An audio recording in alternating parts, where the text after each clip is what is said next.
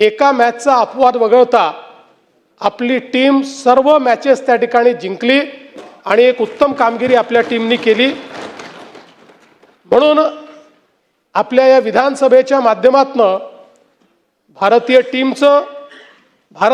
टीमचे कर्णधार सूर्यकुमार यादव आणि प्रशिक्षक गौतम गंभीर यांचं देखील मी मनापासून अभिनंदन करतो। संघ भावना, शिस्त आणि आत्मविश्वास या तिन्ही गोष्टी या संघामध्ये आपल्याला पाहायला मिळाल्या आणि विशेषतः ज्याचा मी उल्लेख केला की संजू सॅमसन यांचा ऐनवेळी संघामध्ये प्रवेश झाला, पण मला असं वाटतं की ही संपूर्ण टूर्नामेंट एक प्रकारे त्यांनीच गाजवली असं जर आपण म्हटलं तर ते चुकीचं होणार नाही।